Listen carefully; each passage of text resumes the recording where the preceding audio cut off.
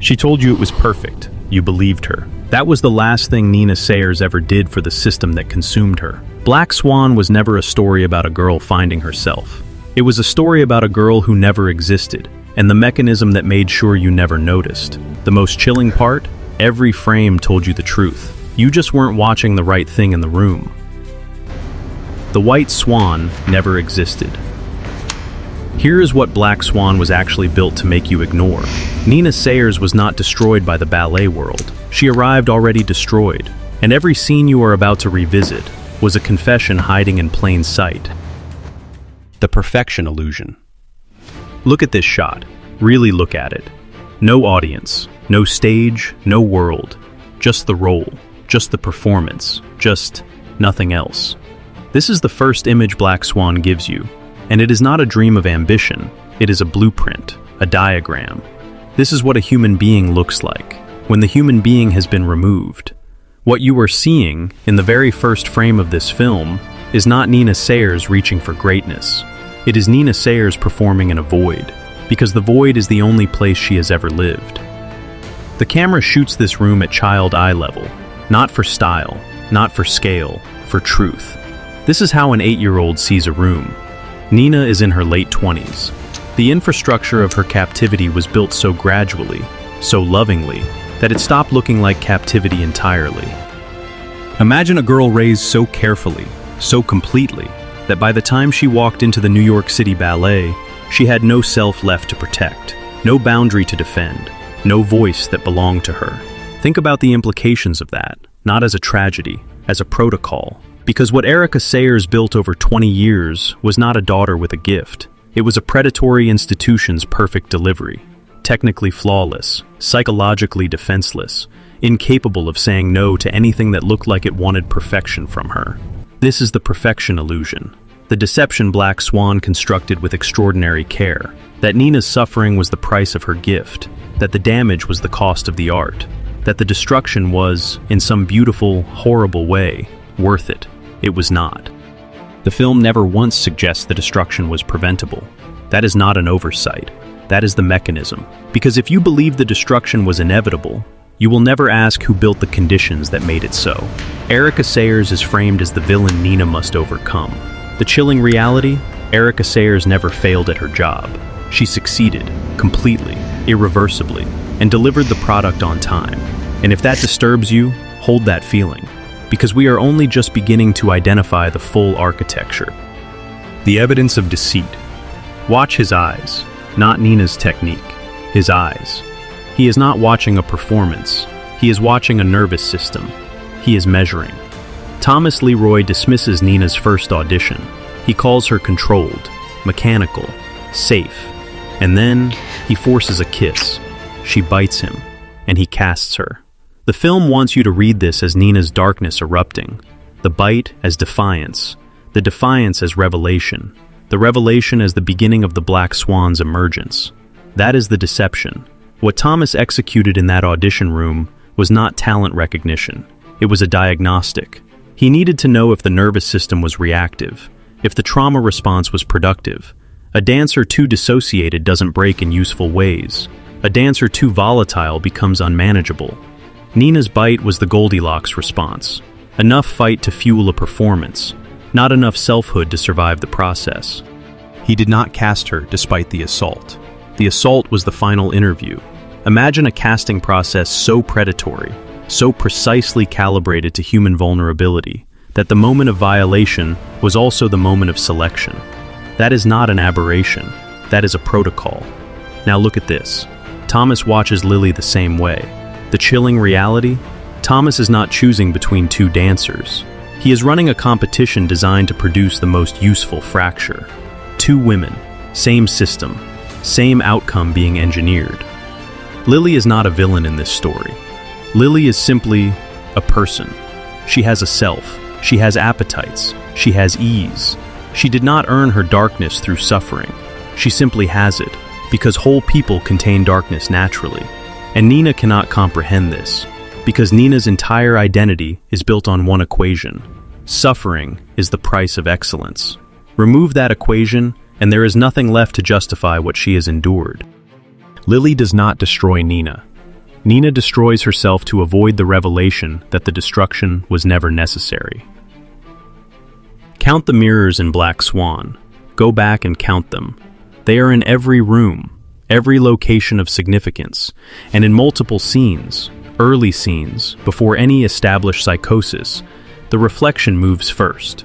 The official reading is psychological symbolism. The suppressed reality is far more volatile. The mirrors in this film are not metaphors. They are the film's only honest camera, because what lives in the reflection was there before the breakdown began.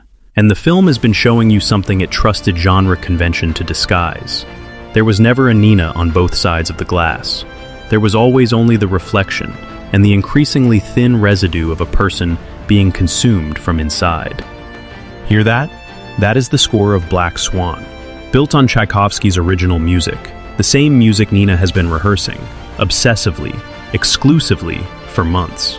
Think about what that means. Her hallucinations follow the music's emotional arc.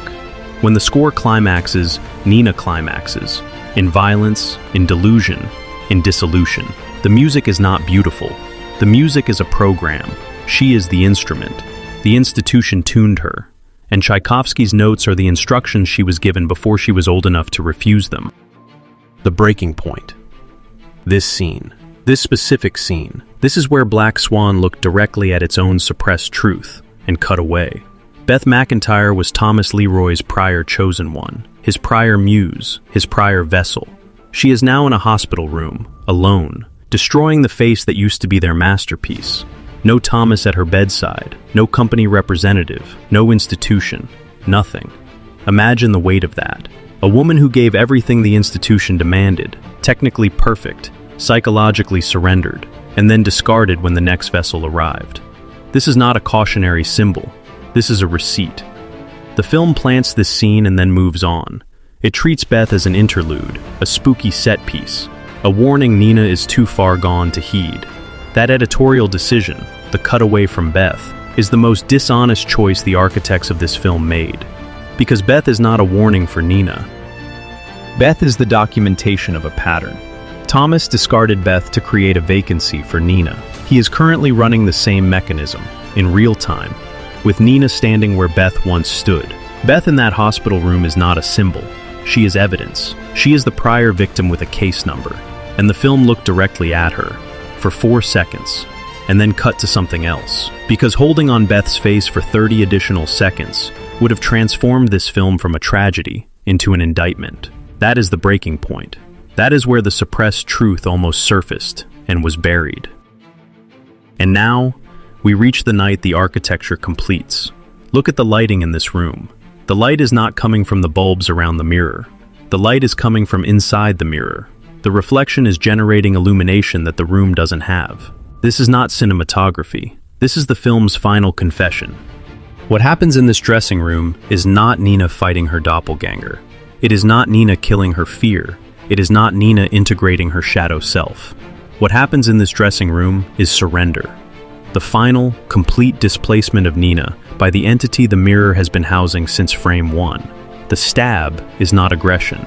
It is the last voluntary act of a consciousness that has decided it is no longer worth inhabiting. The wound she inflicts is not self-destruction and anguish. It is the last act before vacancy becomes permanent. Nina does not win the dressing room. She simply stops. And what walks out onto that stage is wearing her face, using her body, executing her choreography. But it is not Nina. It was never going to be Nina. The infrastructure was built to produce this outcome before Nina was old enough to understand what was being built around her. The chilling aftermath. Look at this audience. Look at what they are feeling. Now look at this. No tears, no surprise, just confirmation. The audience weeps because they have witnessed transcendence. Thomas does not weep because he produced a product. Every wide shot of the enraptured audience in that theater is a direct address to the audience watching this film.